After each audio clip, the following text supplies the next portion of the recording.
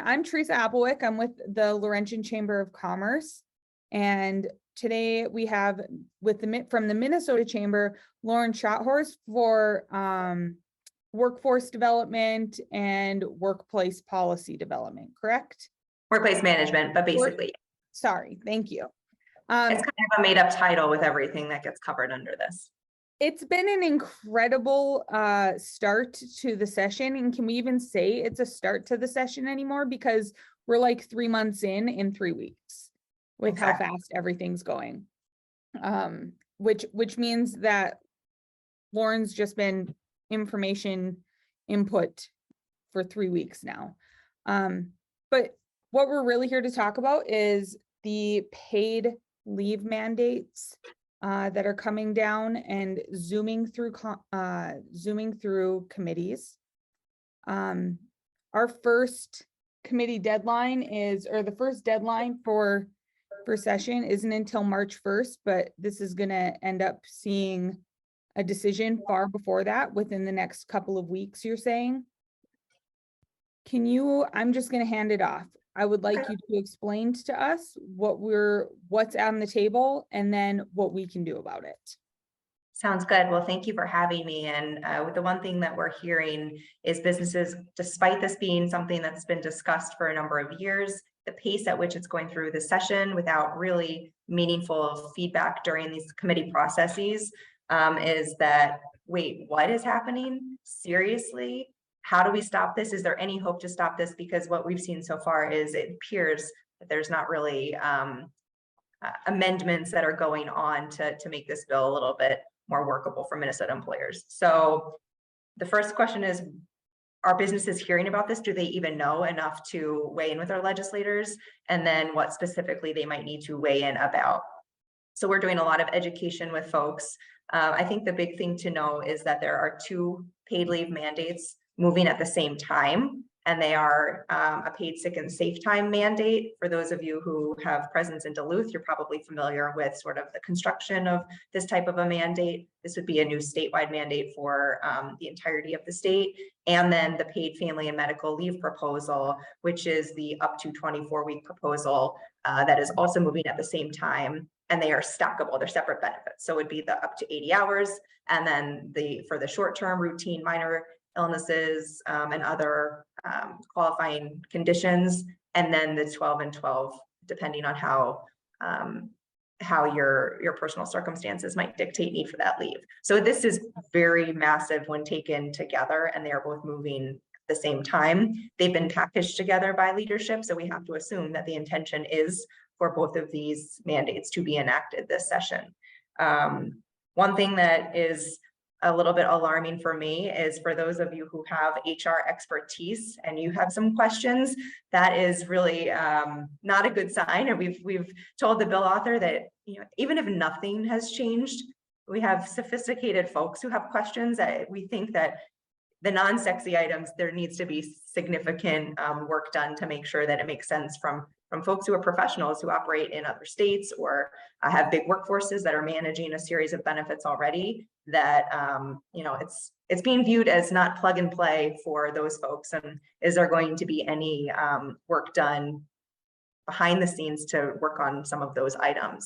But just the broad strokes, as I mentioned, the sick and safe proposal passed the House Ways and Means Committee today, and it's scheduled for the General Register. So it could be on the House floor for a vote this week or next week. So it is imminent, and it will be on path for its first floor vote very shortly. This is a accrual, so 1 hour for every hour worked, and it's up to 48 hours for a year with the carryover option of up to 80 hours. So, if you play it out for up to the second year, depending on how things go, employers would have a up to 80 hour at its peak mandate. This is fully paid time off, and it is for all workers. That's the other big element of this proposal. There's not small business carve-outs, or there's not seasonality provisions or part-time provisions. The benefit, the bill authors are very clear that this is a benefit for individual workers. It's their benefit, and so where you work or how long you work or who you work for really doesn't matter. So it is for a number of conditions that stem from your personal routine minor illnesses to school closures due to weather for any of your dependents, to situations that might arise from stalking or sexual assault and the work that you might need to do to get protective orders or things like that, to circumstances where your employment might be, your dependent's employment or your employment might be closed due to a public health emergency. So it's building on what is in Duluth, Minneapolis, St. Paul, and Bloomington now for more than just communicable diseases, and the list of family members for which those you can qualify this benefit. It's getting increasingly broader. There's not the same amount, there's not the same definition for family member in the sick and safe time bill or the paid family medical leave bill, but it is broader than what most folks would consider, in the FMLA world, your dependent children, your parents, your significant other or spouse, or that kind of a universe. It's pretty comprehensive. There's this idea that somebody who might not be related to blood, but who has the expectation that you care for them would be covered, whether it's a certification that you say, my neighbor Jill, we live in the country, it's just the two of us out here, so I would be providing care for her. Your employer would have to grant you protected time to take care for this person as long as it's been somewhat of a established relationship. Similarly with the paid family and medical leave proposal. With the exception for the local ordinances that we see already on paid sick and safe time, the bill does not preempt, nor does it explicitly prohibit localities from going beyond the state floor. So that's one thing where, if you have a statewide mandate, we have a patchwork right now. Employers have been frustrated by having to track employees throughout the multiple jurisdictions within the state. This bill establishes a statewide standard, but then still permits the opportunity for a patchwork to exist beyond the state floor. It's again, the floor approach. So that's the sick and safe time mandate. As I mentioned, it is going to be on the floor of the House pretty soon. It just got held up actually in the Senate Judiciary Committee until they have some more information to accompany in it. So it's a little bit slower of a go on the Senate side. Do you want me to switch over to paid family medical leave and we can open up to questions, or do you want me to stop there before we go into the bigger bill? So I think that we can, because they're relatively similar and going together, I think we can just zoom through, but I just want to reiterate, Deb, yes, this is a statewide mandate. This would be for both bills. This would be applicable to all businesses of all sizes across the entire state. And the one thing that we will be coming back to is that, in other jurisdictions around the country that might have some programs similarly in place, Minnesota then becomes an outlier in how it treats businesses. It's really kind of, I think, scanned the landscape nationally and picked the most, the maximum area of all the variables of all these proposals, from fines to reporting to treatment of small businesses to conditions to family members to number of weeks or hours or things like that. It's really just kind of the max of everything. And, we're kind of hopeful through this legislative process and with all of the feedback you guys are providing to your legislators is that Minnesota does not need to be nation leading on these. And let's, at the very least, take a peek at what some of these other states have done and, try to be more closely aligned to those efforts for the island that is Minnesota. Can you bullet point can you bullet point the next bill really quickly? This is House File 2 and Senate File 2. And this is the proposal that would create a new mandatory up to 24-week paid leave program for all Minnesota employers and employees. So there is no exemption for public or private sector. This includes cities, counties, school districts, unions, you name it, and then all private sector employers. The covered employment, this is something that we're going to be looking to make sure we have clarified, potentially could have extraterritorial components to it if employment is outside of the state of Minnesota, but as long as some work is performed in Minnesota and the employer is a Minnesota employer. So trying to get a sense as to just how encompassing these provisions are. The two types of leave, and these leave may be taken in increments, so it doesn't necessarily have to be consecutive, but it is a 12-week program for paid medical leave. And this is a serious health condition or pregnancy. And then a 12-week program for paid leave to care for a newborn or an adopted child, or to care for a family member who has a serious health condition. And so these two leaves can be stacked together. An employee is expressly permitted to have access to both programs in a calendar year.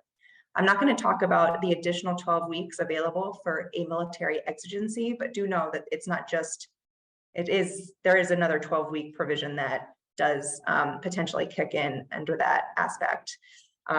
The other area where we're trying to get some clarity, it's supposed to have some kind of a concurrence with FMLA, but depending on how it all works out, if there is some circumstance where your employee, if you're not covered under FMLA, but you are covered in the state plan, and then you have a situation where you might have a need to cover somebody who's under FMLA, you might still have access to that unprotected or that protected unpaid leave aspect too. So, we're very concerned about the stackability with sick and safe within the program itself, and then how FMLA ultimately factors in at the end of the day. This is essentially, think of it as a insurance program. It's going to be a state-run insurance program. They're going to take over an existing market that exists for the medical component of it, and they're going to thwart an emerging caregiving market in order to have the state run this insurance program. It's going to be financed to start by a 0.7% payroll tax on every employee. The way that it's structured right now is up to about the FICA limit, which is I think 160,000 or so for 2023. And the way that it is assessed in the statute or in the proposal to the employer, but there is an employee chargeback provision where it is permissible for an employer to essentially claw back up to 50% of that premium from employee wages to do the split employer share, but that is a decision an employer would have to make. So the way that the bill is drafted is direct to the employer. There's no cap on this payroll tax under the statute as it exists. And if you've been following the experience most recently in Washington State, they've seen their program go struggle with solvency and 100% shift in the payroll tax to fund the program. We find this very concerning because for this bill today, there's not a fiscal note that's accompanying it. So the state hasn't produced the full fiscal analysis through their capacity. In years past, we had outside actuarial experts look at the fiscal note and suggest that it's conservative and not correct. So there's not an outside actuarial analysis, which is interesting because fundamentally this is an insurance product. So we don't have the idea as to what the solvency is going to look like. And what do you do if it is in deficit mode? You jack up the payroll tax to cover the debt. This isn't like the UI system where we're federally guaranteed and protected through that case. There's not a bailout of dollars or credit, whatever. It has to, either the state will have to infuse a lot of funds, or employers will see a significant increase for their payroll tax from year to year. I mentioned previously the definition of family member is quite expansive. And when you're kind of looking through how you've structured your benefits to date, like I said, you might have a more narrow-minded, a narrow approach to having it be, your parents, your grandparents, your spouse, child. This goes to include siblings and sibling spouses and grandchildren and grandparents-in-law, nieces, nephews, these affinity, it's this affinity language to have an equivalency family member, which you're trying to get at situations where a non-traditional family structure, those folks in that situation get covered. But when you legislate to that point, it creates a situation where almost anybody would have a qualifying person in their life that's well beyond their actual family member. And the discussion in committee to date has really been, family member, community is family. We need to look out for community. So this is an opportunity to provide care for people you might not have cared for before. When an employer is obligated to provide that leave, that significant amount of leave for that significant of a universe of folks, and have job protection requirements and things like that, that's just taking a bridge too far for a number of employers based on what they reasonably would be providing under their current plans right now. Reinstatement rights, job protection, those come with an entitlement that would be in this frame. So you have to, when you're figuring out, if you have somebody with you 90 days under FMLA, for example, or Minnesota's existing pregnancy and parental leave law, you're probably most familiar with 90-day attachment requirements for job protection. This kicks it down to 90 days because of the idea that this benefit is purported to be portable. And so that was the bridge to kind of cross over through, people moving between jobs or have multiple employers to be able to access these benefits. Final point I would mention is there's been discussion about opting out for employers who offer benefits now. They can just opt out. Well, the bill as drafted would be the floor. And so if you do not meet the floor on all of these provisions, then your plan would not count. If you do get a opt-out, then you would have to apply to the state. Or if you did feel that your benefits met the floor in the bill and you wanted to opt out, you'd have to apply to the state and pay a fee to do so. And then you'd have to manage your program accordingly. But as we've discussed with a number of employers already, we don't think that the floor is in line with the market. And some folks might have really great maternity programs, but just routine paternity programs, if they're not equal, they would not count. And so you'd have to ensure that all of your employees have access to the floor established in the legislation. And we're not clear that under existing practices, an employer in Minnesota would currently qualify for the opt-out. We're also hearing that there's not quite a big appetite by the advocates to allow for opt-outs. As we discussed, it's a state program of the pool. Everyone pays in, everyone has access. If there's folks who are not participating in the plan, it can get confusing as to how they're treated, and then also implications potentially for the solvency of the plan itself and what that might do to those who are still operating in the marketplace. I think I covered the main provisions here. Happy to open up to questions, or if you feel I missed something. So I just want to add the couple of things. So the way this is managed is through a statewide program that they would have to then build out. And it's about 300 employees that they'd be looking to hire on to manage this. So I know that since we have a lot of AHRA folks on here, a lot of you are running your FMLA programs, you're the one administering these things, but the program itself, there would be an intermediary, right, through the employer, but then the program itself is run through the state of Minnesota. Right, and so the way that it would work is that because it would be a payroll tax that would go to fund this program, it would be sent to deed. They would stand up a new division within their department to run this program. Like you said, 300 or so employees to manage it. The application employees would apply for benefits at the department would make the determination. The department would remit the payment through, their system. The way that employers would be involved is they would have to, like UI, I mean, there are some similarities to UI and kind of conceptually how it would work. You'd have to report your wage credits. You'd have to remit your payroll taxes on behalf of you and your employees. You would have to certify the work, but then your employee would just need to tell you that they are taking a protected leave under this, and then the department would send you information saying this person has applied for benefits, that benefits have been approved, and if there's elements about the duration of the leave that's expected would potentially come through that form. If you use this, like if your employees are using this, is there a penalty? Are you gonna end up having to pay more in time because your employees are utilizing this? How does that work? It's not like UI where it's experience rated. So if you have an employee who uses it, you're not going to get a higher payroll tax. It's just the flat payroll tax. That is a distinction from kind of how UI operates. What's not clear is if you hire a temporary employee to cover in the absence, and then you let them go once the employee comes back or the workload reconciles, how their access to the UI system and thus your experience rating for those circumstances plays in.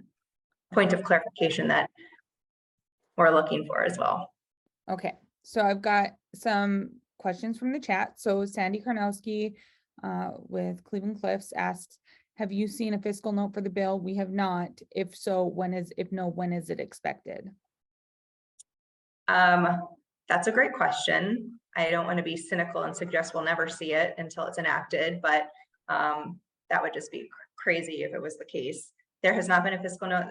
Someone mentioned, I think from the department, that it would be received last Friday. And then in testimony recently, it said it was a couple weeks out. There's about, I think, 10 committees and agencies at the state that need to weigh in on the various provisions.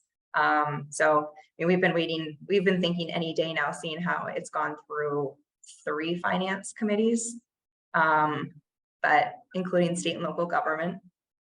But no, it is not. Now, I will say that there was a fiscal note issued in 2020 to the House file back then, and then a revised fiscal note produced in last session to the bill from last session. So you can draw some conclusions from previous fiscal notes on the proposal, but it's interesting that in the first amendment in both the House and the Senate this year, the premium was increased from 0.6% to 0.7%.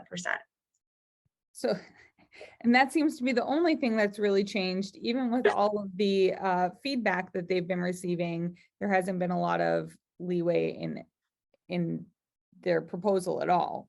No, it seems like, I mean, we've continually stressed a number of points throughout the years, and it seems like every amendment just seems to go further away from what employers are asking for. I will say, though, that the one positive was when they said that Minnesota didn't need to build this from scratch, that they opened it up to an RFP process. That means that they theoretically can import a program like Washington's off the shelf and then tweak it to Minnesota's program in terms of the software build out, the technology build out that DEED will be undergoing. Taking it one step further, you know, why does DEED need to do this at all? Other states have gone down a third-party administrator route. So, you know, the question goes, does it need to be DEED doing this entirely, or should we be pursuing other options? That's another point. Okay. I've got a question here from Lori. If enacted and employees exercise the paid family and medical leave, is this in addition to other short-term disability benefits available to them? Given the significant floor, I mean, I would expect that the medical component would just be wrapped into this. And there's nothing that prevents employers from going beyond this. So we've received questions about percentage of wage replacement. Can employers top it off, and how that might work? How does it interact with existing PTO policies, for example? But I would expect that most employers would just roll into this program. Lauryn, this is Sandy. I don't know, since while we're waiting for people to think of questions, I don't know if you have like just a general statement to those who represent businesses and organizations on this call, like what you need from them, how can they be engaged? If they have concerns, where should they funnel those thoughts? So there's a couple of ways. I mean, reaching out to your local legislators is a great example. There's a lot of support for the concept of paid leave, but the devil is in the details. So, you know, I think that it's been a soundbite type proposal and process for so many years that a lot of legislators actually aren't familiar with the bill, the construction of the bill. For those who operate paid leave programs in other states and have experience with their programs, pointing out some glaring deficiencies or issues is going to be helpful. Like I said at the beginning, you know, there's a number of big items that the business community they're externally facing, number of weeks, employee share, payroll cap tax. I mean, a couple of items, if you look at other state programs where you can point to say, you know, Minnesota is an outlier here, but then behind the scenes, how is this going to work? How is this operated? You know, it was drafted by people who are academics and advocates, not actuarials or administrators. So really bringing that real world example to these legislators and pointing them out that significant work needs to be done to clean up the technical provisions of this. But then, just, I think something that, they've been saying all along, anecdotally, this is a 12-week program. Well, it's not. And so the difference between any program and a 12-week program is significant for small businesses who might not be playing in this space significantly, but to go from 12 to 24, even companies who have very generous benefits here, that's massive. When you take into account the workforce shortage that we're in, I mean, just up where you guys are, I mean, it's a demographic issue. It just, regardless of anything else, the number of weeks just doesn't support the workforce realities of our state. The payroll tax is a direct cost. They have a provision where folks can pass it along. So I think there's not such, there's the ability for legislators to push back on the direct cost, but we say it's not just the direct cost. It's how you're going to manage your workforce, your operations. It's it's the indirect costs that matter here, and indirect costs actually have a dollars and cents component to it. And then at the end of the day, for some folks, half of the 0.7% on their workforce will be significant based on how they're running their business now. So just explaining what you offer your employees, how the bill is drafted is going to be challenging in real world ways. And if you have to comply with this bill, what might that mean for your business? We had somebody testify that they just can't buy another truck when they account for the employer share, potential employer share of the payroll tax. That's a truck, or that's a half a full-time employee that they can't hire, or things like that. Or we're already closing our business down on Mondays and Tuesdays due to staffing. This means maybe Wednesday gets off too. So really trying to explain the practical impacts of this, because I mean, with the current legislative makeup and this being prioritized by the governor in both parties, some form of this will pass, and the bill as drafted is a disaster. And so there is a lot of,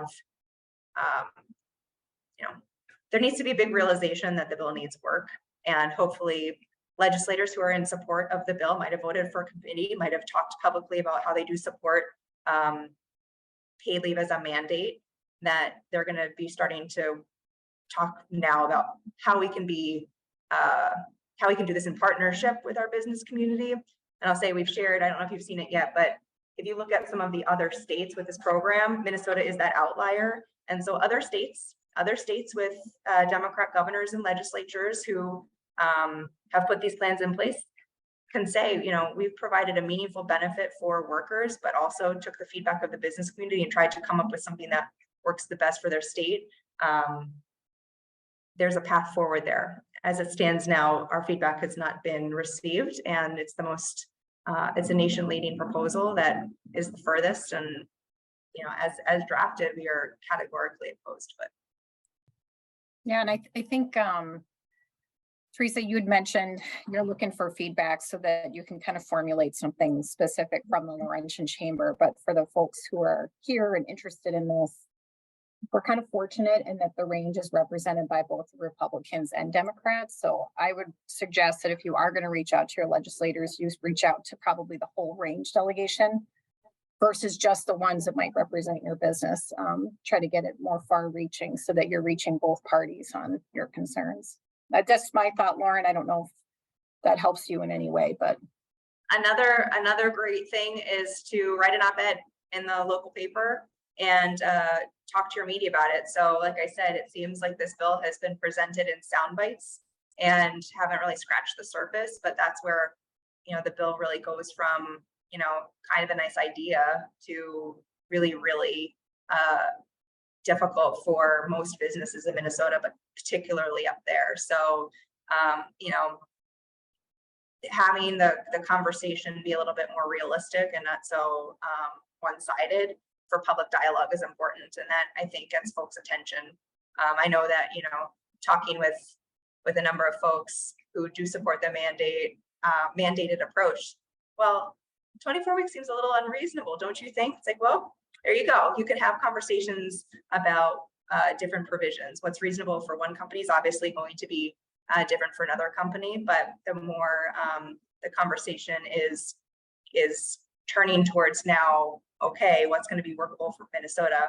And then just the final point is, again, I mentioned that this hasn't had the fiscal analysis and actuarial analysis.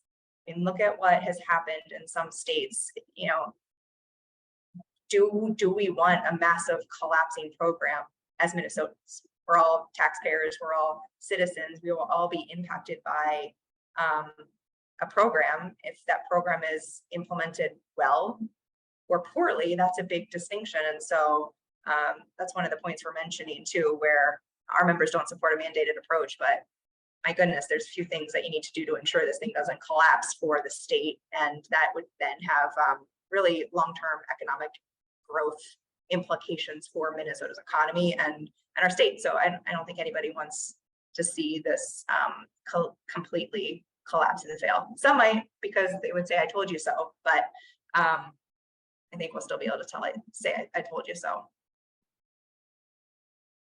Well, Lauryn, I really appreciate your time today. We didn't have anything else from the chat. If you were on this call today, I'm going to go ahead and send out the emails for the entire range delegation. If you want to contact them directly, that would be helpful. One thing, the reason partly that we're having this conversation is because we individually, I hear, for example, the feedback, the concerns, but our legislators are not hearing from the constituency themselves. So we need to make sure that our legislators do hear from you all, how it's affecting your business, what it's going to mean for your workforce. When you've got a highly skilled workforce on the Iron Range, you can't just go out and grab another nurse. You can't just go out and grab another miner. So we need to be able to staff and safely staff these facilities and all of our businesses. And how do we do that, for example, with what we're facing? And that's just one issue. So if you have other things that you want to relay to me, we will be down. I'm going to be seeing Lauryn, I believe, on Thursday, but we'll be down in the cities this week at the Capitol, making sure that we're expressing these things directly to our legislators. We're going to them. So I would be glad to entertain any other suggestions or comments you have. If you want to email me, and that's president@laurentianchamber.org. You should have those 2 handouts that were sent to you through the AHRA link when you received this link to sign up today. And then additionally, I dropped them in the comments.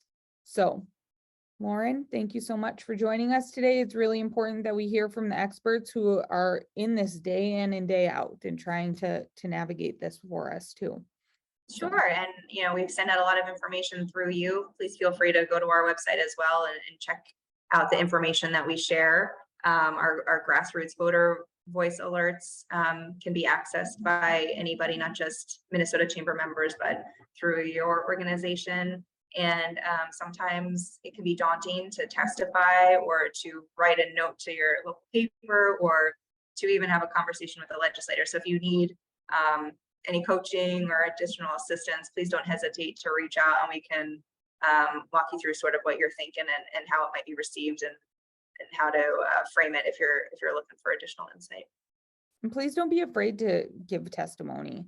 It's very important that they hear from people. They hear from me enough. I like when other people testify. So, all right. Well, at that, thank you so much, Lauryn. We will see you later this week. All right. Thanks so much.